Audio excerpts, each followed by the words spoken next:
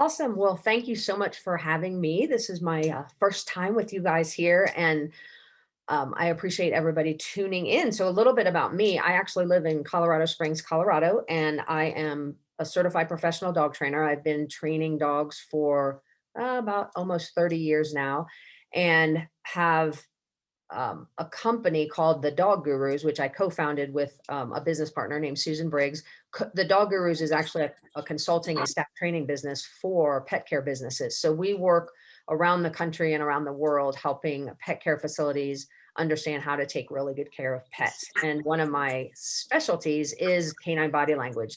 And one of my passions is really making sure that people can keep their dogs safe when they go out to play, whether it's a dog park or whether you're at a daycare, how to find the right daycare, how to know if it's right for your dog. And then just if you're out and about in your neighborhood. So that's what we're going to talk about today. So super excited because it is one of my favorite topics. I'm going to try to go pretty fast, keep the slides moving so that it stays engaging. There are going to be a few times when I'll ask you to participate with me. I have a little few videos and some pictures you're going to see where I'll ask you what you think is happening and we can kind of play along and see how well you're recognizing canine body languages.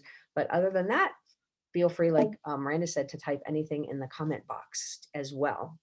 So dogs at play. This is a huge thing, especially now. Maybe now the weather's a little bit too warm, but as weather starts getting a little bit warmer, we like to take our dogs out and we want to make sure that your dog is interacting with the right other dog so that nobody gets hurt. And that's one of the big things we're going to talk about. So I will spend the next 50 or 60 minutes or so, and I want to make sure you're in the right place. So let's see if this sounds like you. Maybe you have a dog and you really like going on walks with your dog in your neighborhood. If that sounds like you, you're probably in the right place. Maybe you sometimes encounter loose dogs in your neighborhood, which seems like it's happens more and more lately than it used to, but if that sounds like you, you're also in the right place. Maybe you want to know when and if you should take your dog to a dog park. We're going to talk a lot about that as well. And to kind of help you remember all this, we're going to talk about this in terms of some of my favorite characters from the Yellow Brick Road. And so you'll see how that plays in, but it's just a nice way to kind of keep things in mind as you're thinking about this. And hopefully you can share some of this information with your friends or family or neighbors that might have dogs that might want to be able to learn some of this. So the first message we get is from the scarecrow, and that is to use your brain. And I don't mean that in a derogatory way, but I feel like a lot of times we sort of know what our head is telling us we should do, but we aren't sure why. And sometimes I just say, just go with what your brain is telling you if you think something's safe or not safe. But what I'm hopefully going to share with you today is going to help you to maybe justify what your brain might already be telling you, because you really want to be your advocate for the advocate for your dog. That's one of your most important roles as a pet parent, I think, is to be an advocate for your dog. So you really want to be able to understand what they're saying because they're talking to you all the time, just using canine body language. And we're going to talk a lot about what those things are that they're saying so that you can hopefully identify those and keep your dog safe throughout the day and anytime you take them anywhere. So we're going to have you using your brain to start this. So this is a common phrase I hear all the time. We're out and about and dogs will run up to your dog, and invariably the owner of the loose dog will say, he just wants to say hi, it's fine. They don't ever ask, does your dog want to say hi? And that's really the important part there is, do both dogs want to say hi? And if you have a dog that always seems to be the one dog that wants to be going up to other dogs and has, that friendly nature, and maybe you're thinking, it's okay, he just wants to say hi, you do have to consider, does the other dog want to say hi as well? And I would say one of the first things that I try to teach folks is why questions you want to ask before you actually let your dog greet another dog. Number one is, why should you let them greet? And this is, as a trainer, this is kind of a pet peeve of mine. You don't have to let your dog meet every single dog it encounters on the street. And I would argue that if you do, if your dog constantly sees another dog, gets to greet another dog, and enjoys that interaction, and you can actually teach your dog to be over exuberant on your walks. And every time it sees a dog, it's like, hey, we're going to greet. And it's a good thing because your dog's social and friendly, but you're actually teaching them to be more and more rambunctious. So the first question is, should you let them greet? And not every dog wants to meet every other dog in the world. So if there's a valid reason, maybe you're going to stop to talk to the pet parent when you want to have a conversation, then you might let them greet. Or maybe it's your next door neighbor and you really want to make sure your dogs like each other. That might be a good reason to meet. But if you're just on a walk, you don't have to let your dog meet every other dog. I was actually on a walk the other day, just like a week ago, on a trail near my house, and a lady had 3 dogs all together. So she had 3 leashes. Her dogs were all with her. I had my 1 dog, and I normally, when I'm on a walk, I'll walk off the path, especially if there's a lot of dogs like that. So I stepped off the path, had my dog sit and look at me, and I was rewarding my dog for looking at me. And the lady goes, "It's fine. My dogs love other dogs. We can greet." And I'm thinking, I'm not letting my 1 dog meet your 3 dogs all at the same time. There was no reason for it. And so I just said, "No, it's fine. We're just going to let you pass and we'll go on." And maybe she thought I was a little bit rude, but to me, my question, why should I let them greet? I was never going to see that person again. I was safely off the path. She was safely on the path. There was no reason for our dogs to meet. And so you really have to be your dog's advocate. In my head, it was not a safe way to set up a greeting either, which we're going to talk a lot about during this presentation, because 3 dogs being held by 1 person versus 1 dog being held by 1 person is not a good setup for a greeting. So that was really when I asked myself, should I let them greet? My answer was no. So that's one question I would ask. The other thing I would look at is, whoops, let me go back. Oh my goodness. Okay, so remember that the dogs don't have to greet. If they greet, they don't necessarily have to play, and they don't even have to like each other. So when you decide that you want to have a greeting, just remember that if the greeting doesn't go as well as you wanted, or maybe the dogs are just oblivious to each other, maybe they don't want to play, all of that's fine. And maybe they don't even like each other. That's fine too. That gives you good information to just know, okay, maybe this is not a good play date kind of situation. But I feel like Miranda and I were just talking about this right before we started. About 30 years ago, I started my dog daycare. And at that time, nobody knew dog daycares. They did not exist. Dog parks did not exist. Most of my time was spent with clients trying to convince them to bring their dog to daycare. And they were like, why would I do that? So it's really interesting to me that 30 years later, dog parks are everywhere. Dog daycares are everywhere. It's very popular. There's places now, like in my neighborhood, if I drive down the street, there's an advertisement about a dog park being in the community because they're trying to entice more people to move in. And that's one of the benefits of our community, is there's a dog park. I've heard radio ads with real estate agents promoting certain locations that they have dog parks or daycare. So 30 years later, we have a situation where people actually want to take their dog to dog parks and daycares, and they actually think something's wrong with their dog if they don't do well there. And I'm just here to tell you that that is not true. Most dogs don't actually want to play with other dogs. And so if you have one of those dogs that really isn't great in a daycare or a dog park, that's okay. Just remember, the dogs don't have to greet, they don't have to play, and they don't have to even like each other. And that's perfectly fine. So I just want to make sure that that's all understood. So the next question to ask before greeting is, how old is your dog? And we're going to talk a little bit about this, but generally speaking, the younger the dog, the more likely they are to have all those juvenile play behaviors and be more interested in playing. This is very much like children versus adults, right? Most of us haven't spent a whole lot of time on a playground lately, unless you're under 12 or 13 and you're listening to this. Most of us, as we get older, we sort of age out of wanting to be on a playground all the time. Dogs are the same way. So puppies very much like to play. For some larger breeds, once they get to about 2 or 3, specifically some of the dogs like Labrador Retrievers, they will start to get tired of it. And most dogs, by the time they're 5, they really don't want to be interacting in a high energy way with a large group of other dogs. So another thing to ask is, how old's your dog? If your dog's older, he probably is perfectly happy not playing or greeting every dog in the street. If your dog's a little bit younger, he might be a little bit more interested in wanting to do something like that. Younger dogs definitely more likely to be playful. Older dogs more likely to sniff and then be done and just want to go ahead and move on. So keep that in mind.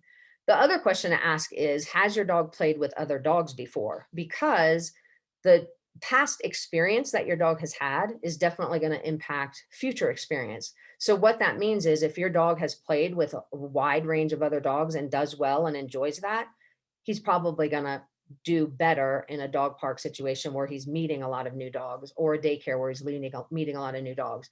But if your dog has only ever played with 2 dogs and they live next door to you, that doesn't necessarily, and maybe he plays great with them, doesn't necessarily mean he wants to play with every dog. He might just be really good with the 2 dogs next door, and that's fine.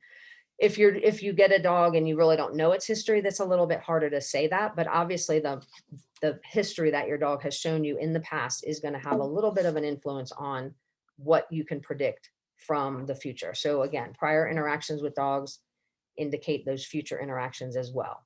And that also is the opposite's true. If your dog has not really ever done well in a dog park, it's not something I would say go to a trainer and get training for that.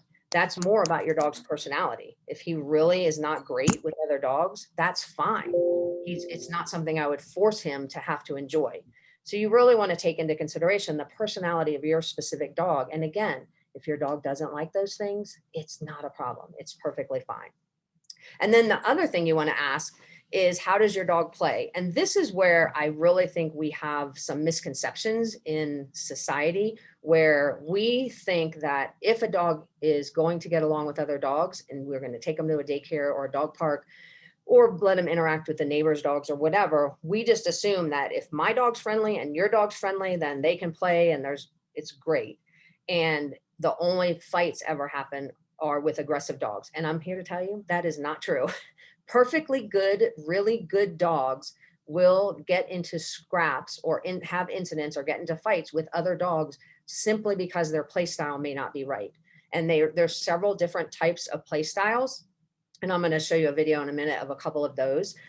Dogs have different play styles, and just mismatching the play styles is often the reason that dogs will respond with either fear or aggression while another dog's trying to interact with them. So you can have 2 perfectly fine dogs who are not dog aggressive, but they have different play styles. And when they try to play together, it doesn't work. And so one dog basically gets offended, like, why are you playing with me that way? And responds by snarling or growling or snapping or whatever. So that's really important to understand what kind of dogs your dog likes to play with and what kind of play style your dog has. And here's where things get a little bit touchy, is when you bring up breed characteristics in certain things, everyone totally understands it. I'm going to give you an example in a second.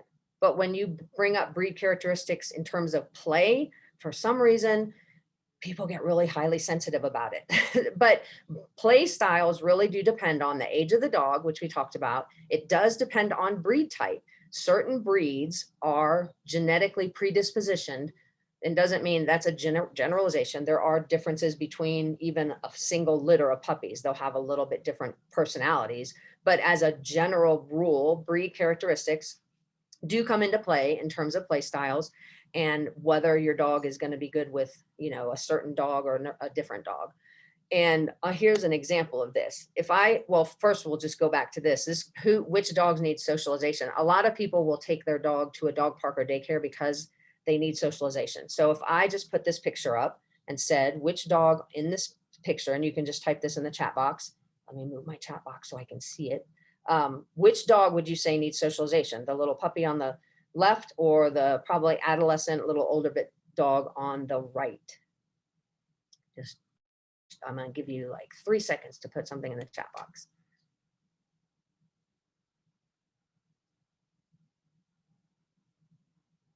I see nobody chatting. Okay, there we go. Okay, so this is great because Michael said puppy. Megan said both. Gemma, I think hopefully I said that name right, puppy. So this is sort of a trick question. I would say as a trainer, the puppy is the one that needs socialization. And when I'm trying to socialize a puppy, I am trying to expose it to as many positive experiences as possible.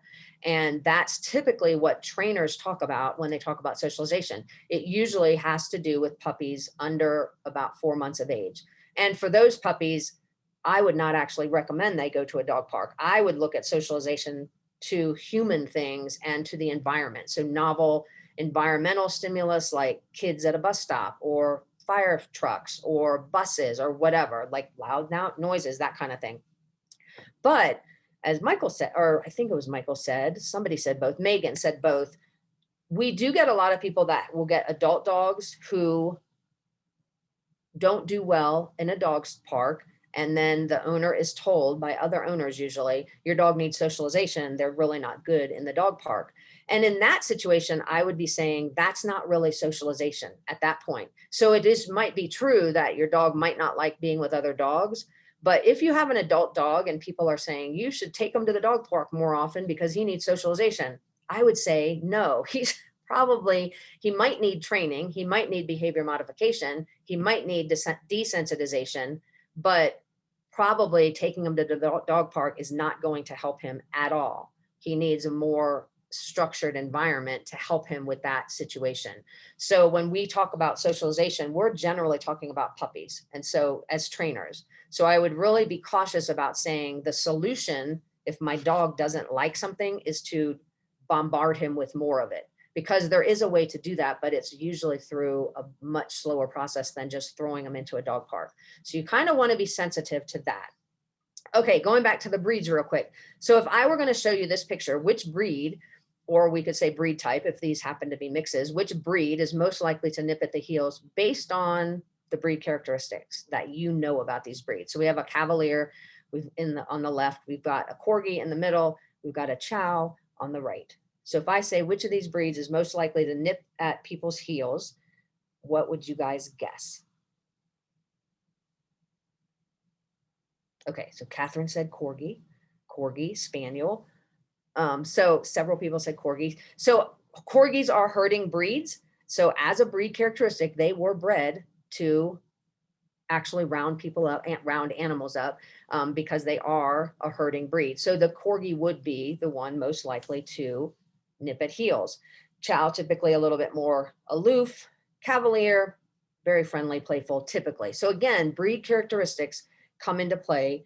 And most of the time, we have no problem talking about breed characteristics when we talk about certain types of behavior, like how they're going to interact with people. You could talk about, rat terriers in terms of they're more likely to be really good at things like barn hunting because they were bred to find things, rodents in the ground. You could talk about a lot of the breeds that are guarding breeds, more likely to be a little bit more aloof, a little bit more defensive. But when we talk about it in terms of getting into a scuffle with other dogs, people tend to get a little more antsy about it. And it's really interesting to me because when you talk about which breed is most likely to get into a scuffle with other dogs, all of a sudden people are like, you're breed stereotyping and that's not fair. And okay, but there are certain breeds that don't do as well with other dogs. And so you do have to take that in consideration. So in this picture, a couple different breeds here. Generally speaking, terriers are not bred to love playing with other dogs. If you've ever seen, so the Scottish Terrier in the middle there, if you've ever seen, we just had Westminster and I didn't watch it this year, but if you've ever seen a dog show where they're doing conformation with terriers, a lot of times they'll bring the terriers up to each other so that they can kind of spar with one another. They're sort of bred to be a little bit more territorial. So you really want to make sure that, and again, this is a generalization. You could have the friendliest Scottish Terrier in the world, but as a breed, I would pay attention to what dogs are around in the dog park or what dogs are in the daycare and what dogs you're letting your dog greet just initially to be safe when you're first making those initial assessments. Because it's all fun and games until someone ends up in a cone. And the problem is when you jump to, if you just assume every dog is friendly and that owner says their dog's friendly, so he must be, like, I take everything with a grain of salt until I see how they do with my dog. The other thing is their dog might be perfectly friendly with lots of dogs, but maybe not yours. Just like you don't like every single person you meet, probably, right? So I really say err on the side of caution and try to make some judgments to decide, is this a greeting that should continue or not? Or, I want to see a little bit happier play behaviors before I let my dog totally go up and be off leash and be interacting with a dog. So we're going to go back to those play styles. So I'm going to just show a quick video, and this is going to show you 4 different play styles. And I'm going to turn the sound off, so you should be able to hear me. I got to move my little block here. Okay, so hopefully you can see that playing. So there's about 4 different play styles that we typically talk about. Chasing is one of them. Chasing works really well if you have one dog that likes to chase and one dog that wants to be chased. Sometimes you'll get 2 dogs that both want to chase, and then they both just stand there trying to get the other dog to chase them, which is sort of humorous. But chasing can be really fun. The problem is chasing does get a little bit crazy easily. And if you're in a dog park, you can get a lot of dogs running. And so that can be a bit risky. Neck biting is one of the most benign behaviors, but it looks worse to most people because you can see teeth. And in this kind of play style, you do see the dogs grabbing each other's necks or ears. Sometimes you'll see the wet from their mouth. And sometimes it looks like it's hurting, but dogs have very gentle mouths when they want to.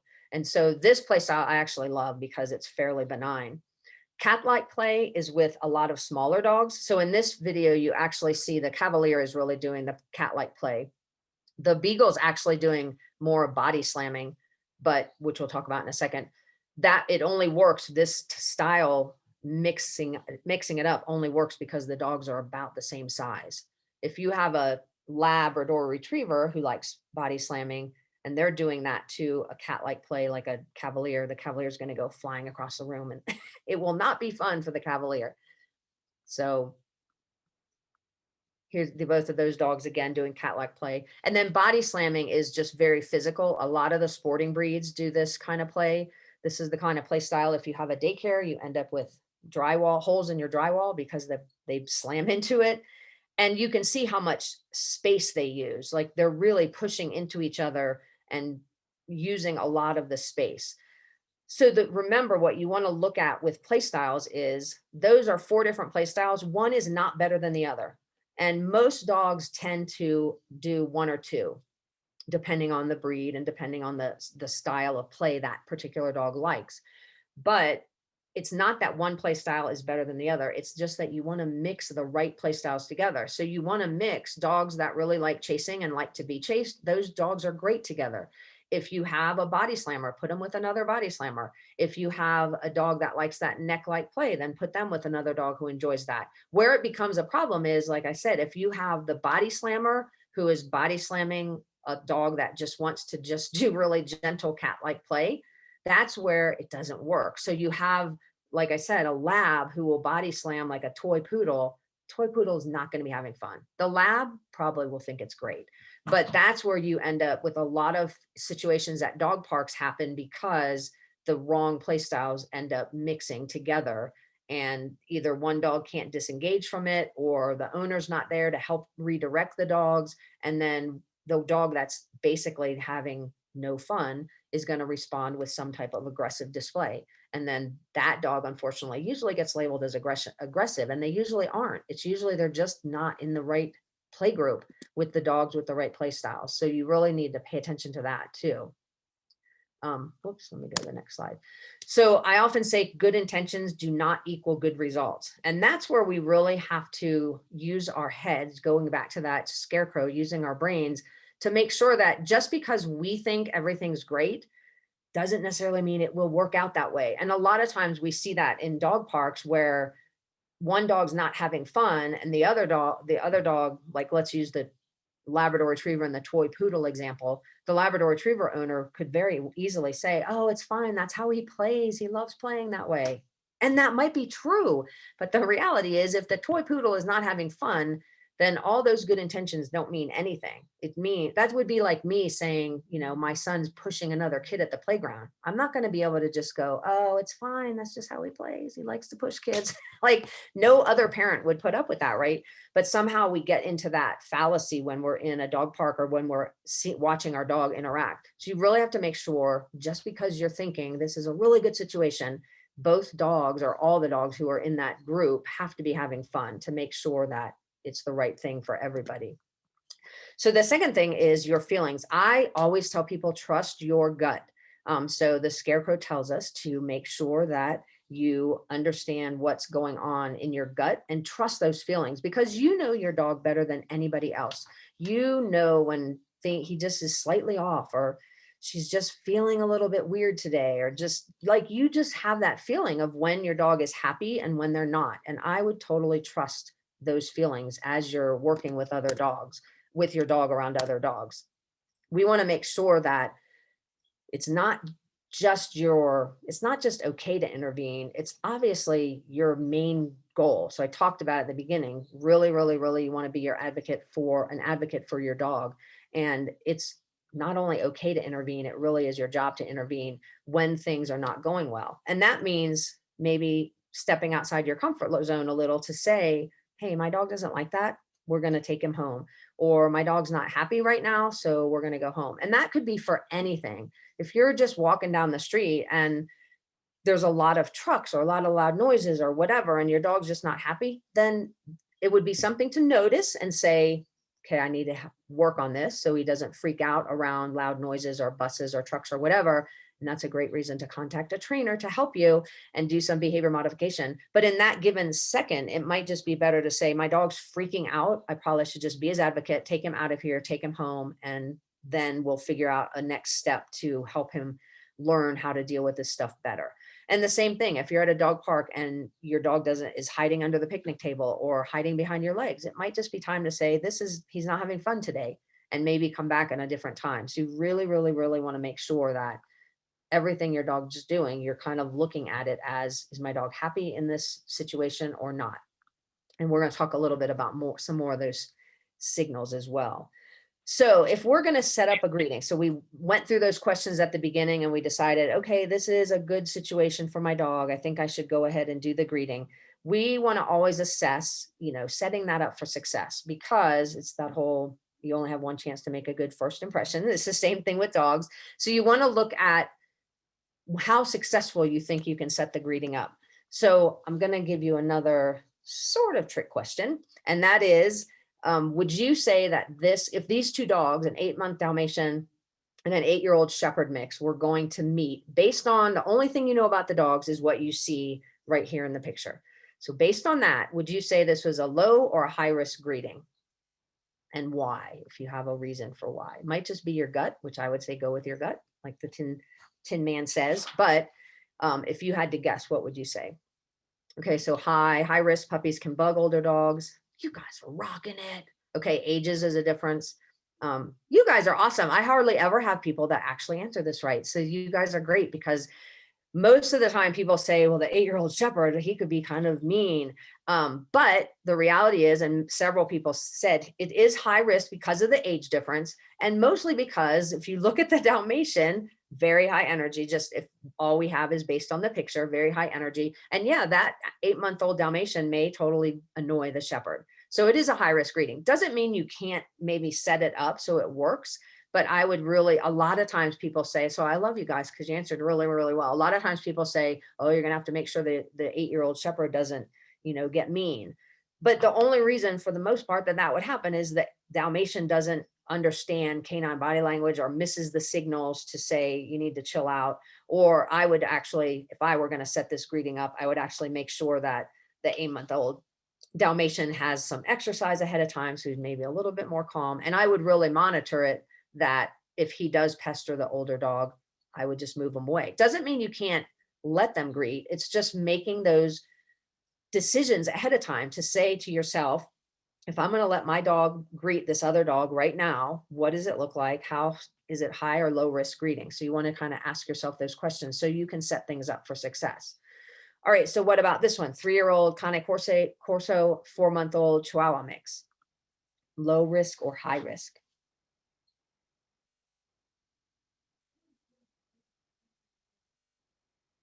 Oh, I love that Vicky said the Shepherd's ears look less excited than the puppies. So you're actually looking at the body language, which is awesome. We're going to talk more about that. So here, high, age and size. Yeah. So, and I would say the biggest thing is really size in this situation. It's hard to say with, actually the Chihuahua doesn't look thrilled at the moment. So if we have only that as our information that we're gathering, the Cane Corso actually looks fine. He looks relaxed. He's looking at something.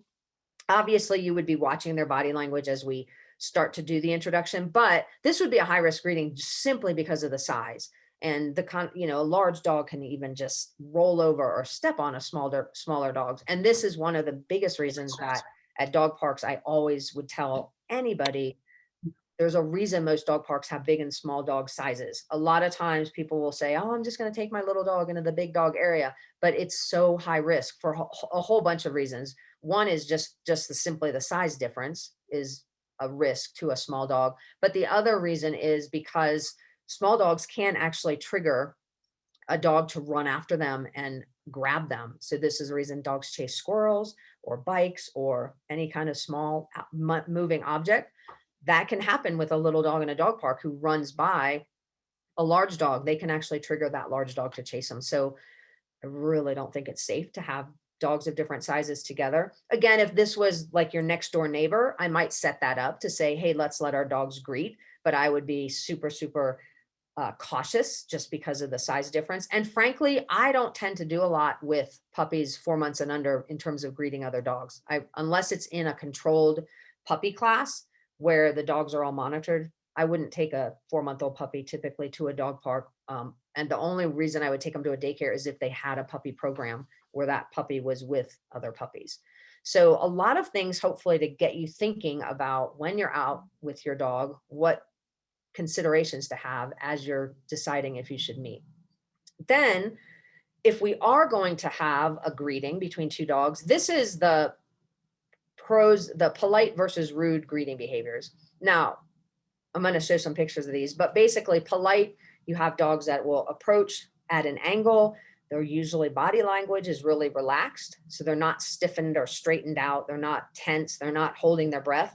Usually their tail's wagging kind of slowly and not high or too low. They're usually at a neutral tail position. Their eyes look a little bit softer.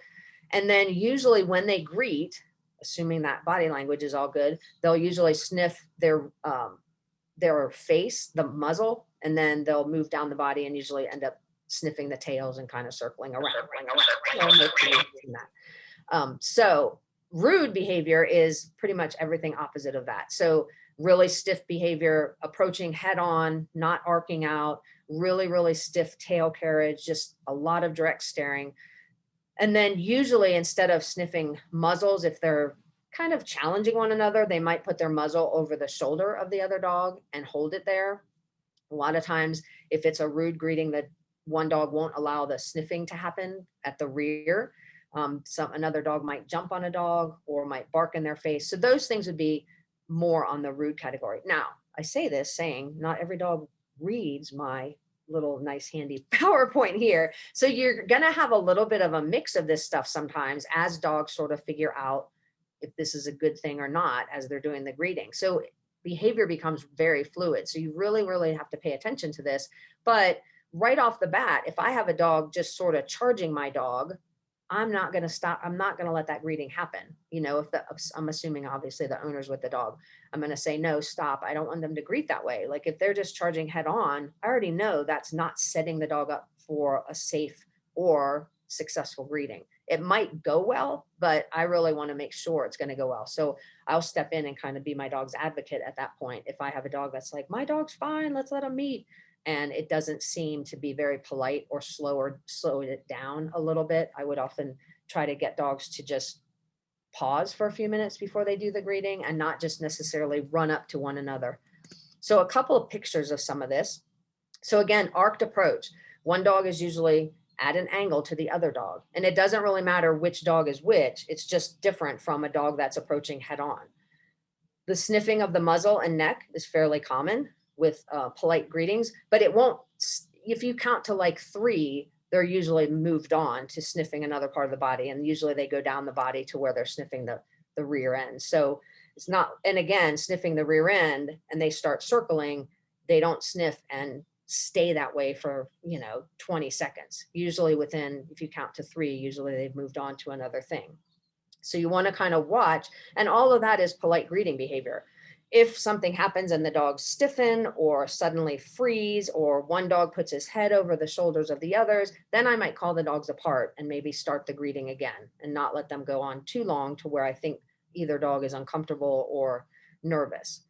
And then some of the examples of rude behavior. So up there on the top, that the little Chihuahua on the left who's just doing a hard stare on the other dog. And that other dog is, if I had to put language in that dog's mouth, that dog is basically going, I just don't see you over here. I'm going to pretend you don't exist, not doing anything to solicit behavior. Those are two dogs I'd probably call apart. Next to that, the white dog and the brown dog. This looks like it started out as a decent greeting in terms of the arced approach, but then both of those dogs are fairly stiff and both of their tails are fairly high. So again, this is a snapshot in time. If you let them greet, it's either going to end up in a little bit of a squabble, or maybe they'll settle down and be okay. But if I had to make a decision, I would probably call those dogs apart and then start over again to see if they can relax a little bit. And then down at the bottom, again, just that head-on approach is not usually what I want to see if I'm going to let my dog meet another dog. I don't want them to be approaching that way. All right, so if we had to just play some games here, what do you think about this greeting? Would you say there's anything to be concerned about? Would you let the greeting go? Any comments that anyone wants to make for these?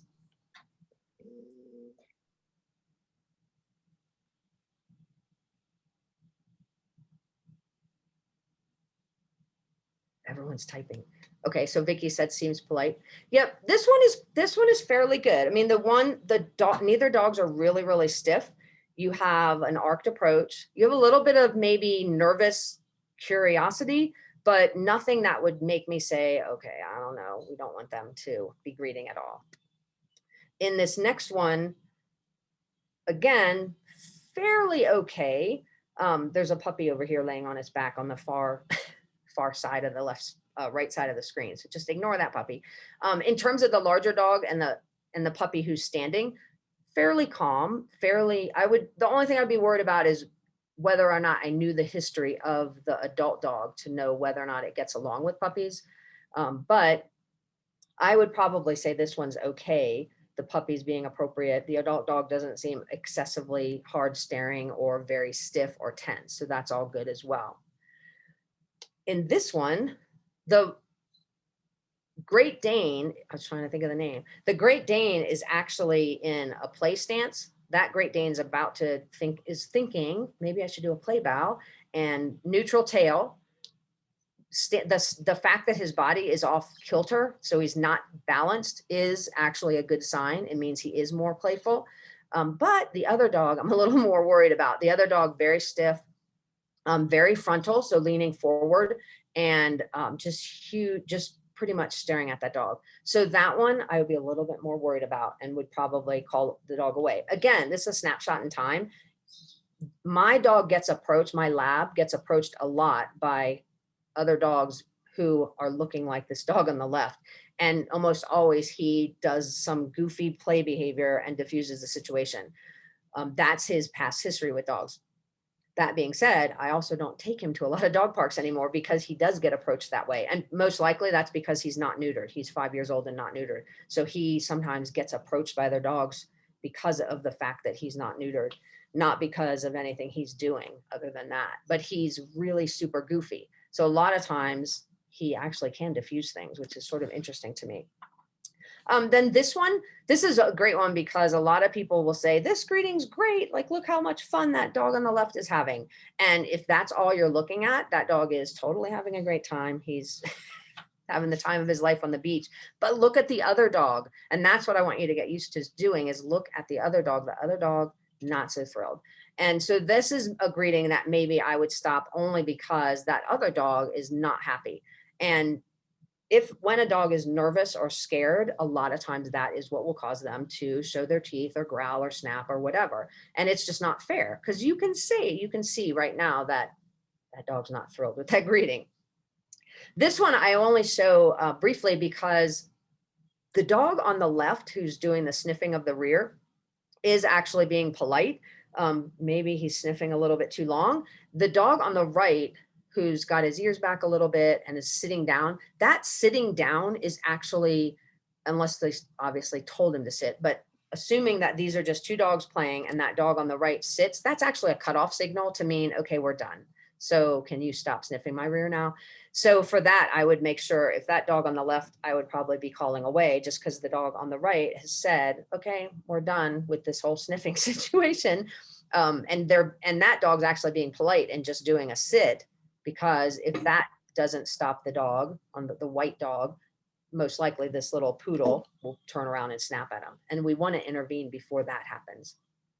So here's a quick video of, these are nice greetings. A lot of times people get so focused on bad greetings that they don't really, I want to make sure you understand what a good greeting looks like. So here you have all that sniffing, they sniff the rears, they're sniffing the muzzles, relatively calm, tail wags are neutral. The golden does close the mouth a couple of times, so she's not thrilled, but both of the dogs are fairly relaxed. So that's a pretty good greeting.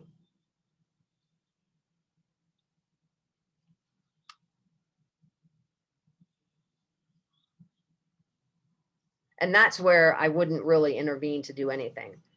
And these were two dogs getting evaluated to play in daycare, and both of those dogs, were very nice. So again, here you have relatively neutral. You'll see the burner stop and put his head over right there, puts his head over the shoulders. He's just sort of testing the waters. He's kind of saying like, you need to settle down a second. You're a little too rambunctious for me, but it changes pretty quickly to where it goes back to sort of relaxed and neutral. This is the same black and white dog from the very first video. In this one, the boxer's pretty stiff, but they are moving. They're not stiffening and freezing. So they are doing a lot of moving.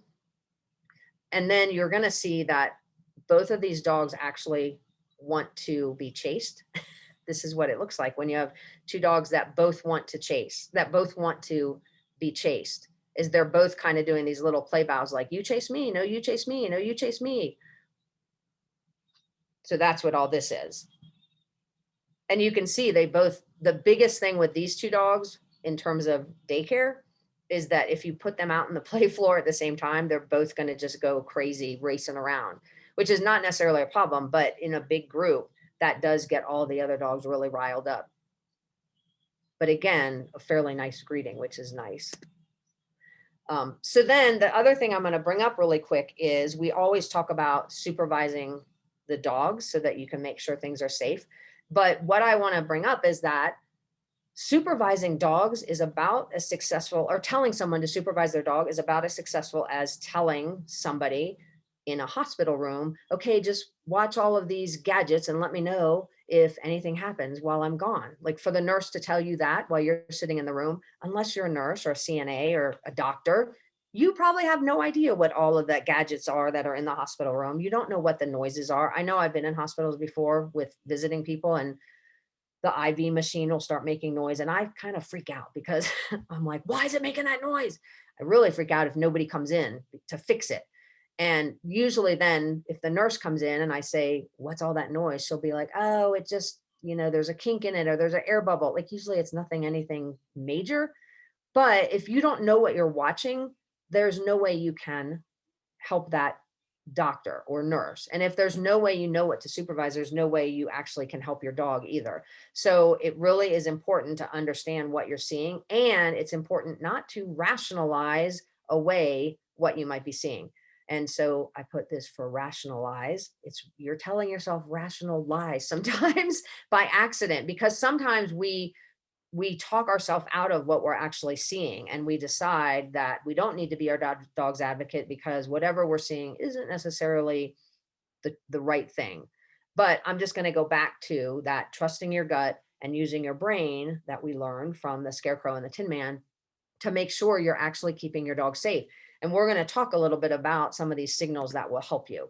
And so my last little character here, the lion, is going to help you to have the courage to actually be your dog's advocate by understanding how to speak dog. And I mentioned dogs are talking to us all the time, but we want to make sure that we understand what they're saying.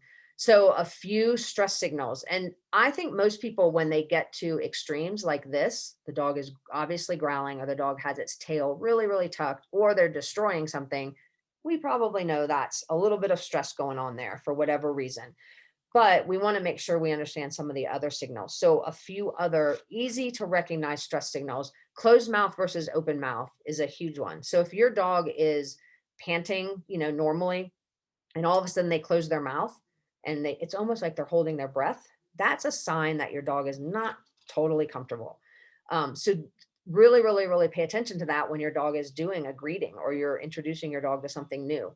Changes in breathing patterns. So that would be out of context of the weather. Obviously, if they're outside exercising, they're going to be panting. But if you take your dog from the air conditioned house to daycare, maybe an air conditioned car, and then to daycare, and they walk in and they're panting really heavily, probably a little bit of stress going on there. Dilated pupils. So I like to say if you're close enough to see the pupils, you may be too close to the dog. But what you normally see, and you see it here on this little dachshund, is that reflection of the eye. When light's shining on it, you see like that reflection in their eye. It usually means their pupils are dilated. And then half moon eye is where you can see the white of the eye around the outer edge of the eye. Both of those signals from the eyes, that half moon eye is sometimes called whale eye as well, so that you can see that. And you can see it on this brown and white dog here, where you see that white edge of the eye. Both of those signals within the eye are signs of stress. So you want to pay attention to that.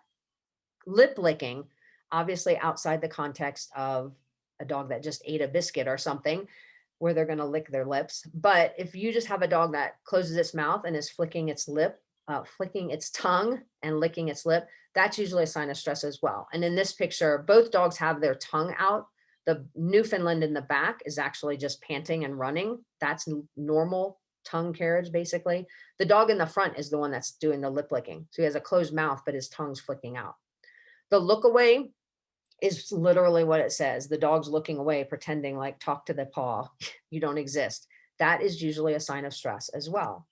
And then the last two I'll talk about, scratching and sniffing. Those would be, again, out of context from what is happening with the dog normally. So obviously, if the dog has an ear infection or fleas or something like that, they're going to scratch. But outside of that context, and a lot of times we'll see it in obedience classes when we do like a stay. You'll tell your dog stay, and then you walk away and the dog suddenly has to scratch. That's because they're just going, oh, this is a little bit weird.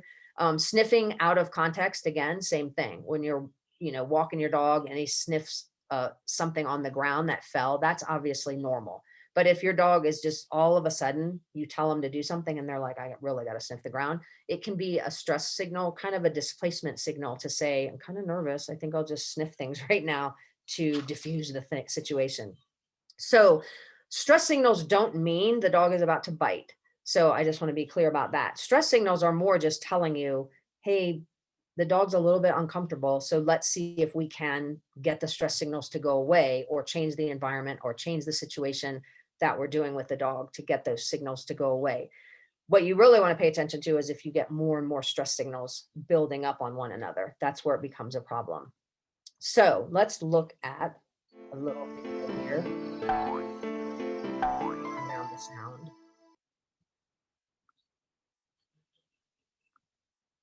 So in terms of this greeting, so we have this shepherd over here, and we have the chow mix that was just shown on the other side. And you can see that this shepherd's obviously lunging and barking, tail up, ears up, very forward. So a lot going on there that this dog is like, I really, really, really, really, really want to get to that other dog. If you watch the other dog, that dog's doing a total look away. He's like, I don't see that dog. Oh, like he looks at the shepherd and then totally looks away. These two pet parents wanted their dogs to meet. And I said, your two dogs do not want to meet at all. And that's all I needed to see if they wanted to meet. When they actually got them together, they were growling and snarling at each other.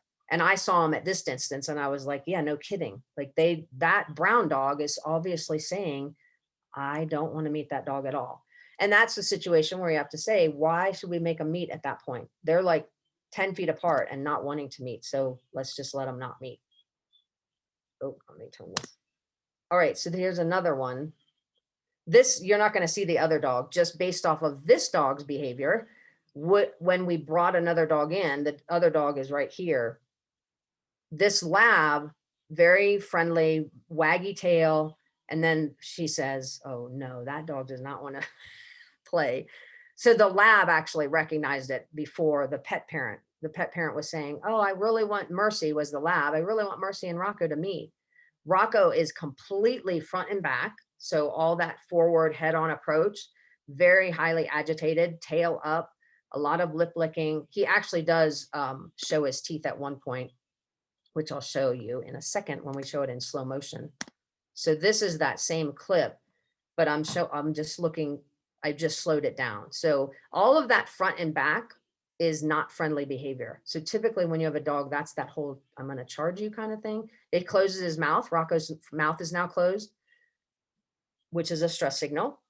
Then you're going to see him lip his lip right there. He's going to snarl. So he actually starts to show his teeth. And he's directly staring at Rocco and Mercy. And Mercy's like, got it, I'm leaving. And after that, we couldn't even get Mercy to come back in the room. Like Mercy definitely got it. So this is, again, just not the situation where I would go, oh, like Mercy was ready. And then she said, no, that dog doesn't want to play with me. This is another one. I like to show this one because this video, if I can get it to play, this is one of my business partners back whenever we did this videotape with a golden retriever, super lovely dog. And I'm on the other end of this warehouse with another golden retriever. So these two Goldens were brought to us because they were supposedly dog aggressive. And so we're doing an evaluation. So this Golden sees the other one and says, oh, Colleen, we need to leave now. That's basically what she's saying. She's basically saying, closing her mouth at times, looking up at Colleen for help, like, can we leave now? Because there's a dog coming closer. I don't want to be here. So this is that whole asking for help. And she's now saying, let's go towards the door. And you can see she's looking at that dog, licking her lips, looking at Colleen, looking at that dog. Now she's telling Colleen, hello, we need to go. And now she's doing a little bit of that sniffing. Look at the dog I'm with doing 100% the exact same thing. Basically saying, do you see that dog over there? I don't want to meet him. Can we leave? And when we did this evaluation, we told the rescue group, we were like, these dogs are totally lovely. They're not reactive. They just don't want to play or be with other dogs.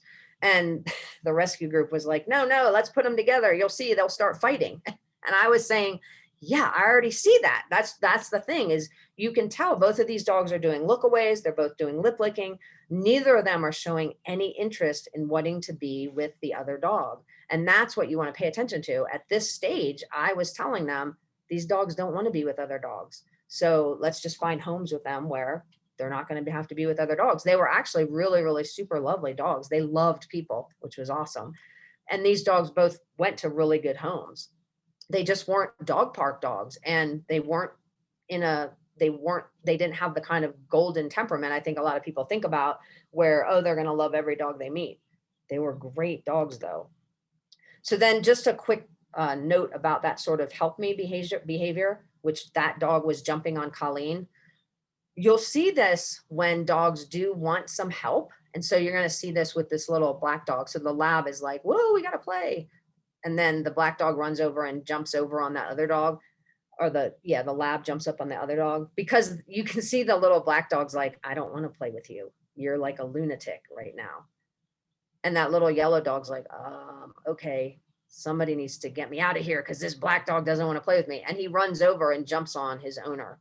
Now, as a trainer, we often get people that are like, how do I get my dog to stop jumping?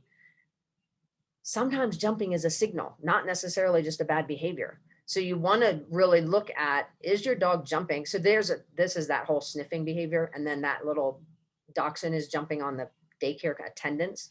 Because again, that dachshund really is not thrilled about being in the daycare right now. So all of that sniffing is just like, I think I'll sniff and pretend that I'm not actually here. There he probably actually is sniffing poop, but the rest of that sniffing is all just sort of that stress signal of like, I'm trying to just play it cool, but hey, I need to go get this person to help me. And he runs over and jumps on the attendant's legs. And so what I would tell people is, you really want to be watching. If your dog is doing this kind of stuff, it might actually be asking you for help. Now, if your dog just always jumps on you, that might be something you need training for. But if he just does it when you take him and meet, like he meets other dogs, this one dog does a shake off in a second, which is another stress signal.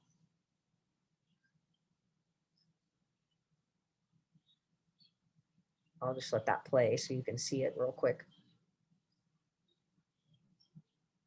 The shake off, so that he does that jump to ask for help and then does a shake off, which that shake off is another stress signal. So if you find that your dog is doing that kind of stuff when he doesn't normally jump on you, but all of a sudden you take him to a dog park and he's constantly jumping on you, or he's constantly jumping on the gate or on other people, that could be him saying, help me, I don't want to be here anymore. And if that's the case, then let's find him another place to play or another way to interact. So you really want to look at making sure you're being that dog's advocate.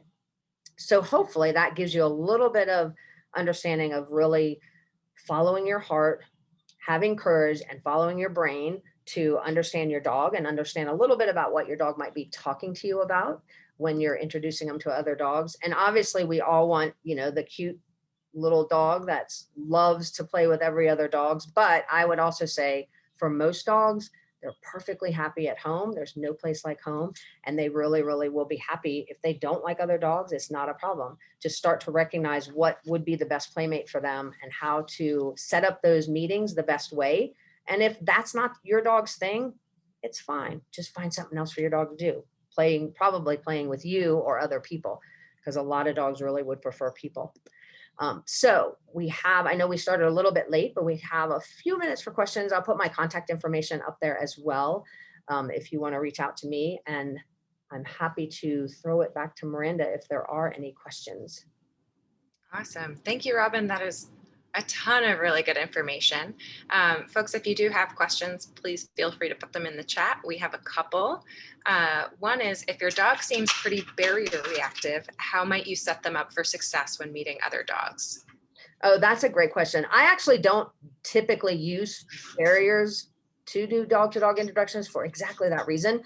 But usually I will use leashes, but you can have the same situation where you have a dog that is reactive with a leash. Most of the time, if that's the case, I give the leash to someone else, because most of the time a dog that is leash reactive is leash reactive with a specific person who holds the leash, usually the owner. So in a daycare environment, for instance, we never let the owners do the introductions. I'll take the leash, and that dog reactive dog 99.9% of the time will not be dog reactive when someone else is holding the leash. So that's like a whole other training session we could do on that.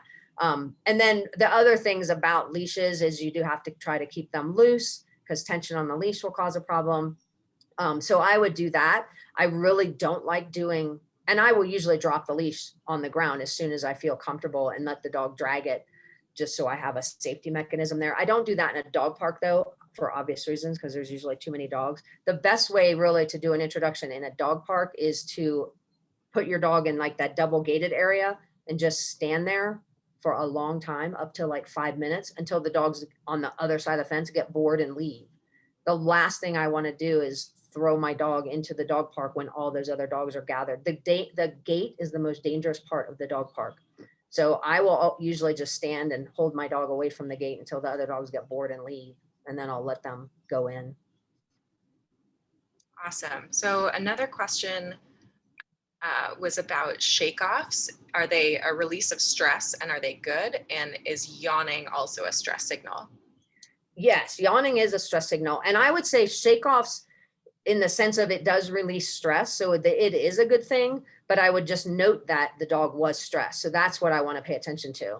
But yeah, and yawning is also a release of tension as well. So I would say both of those are. We got a question about whether paw biting is a play style.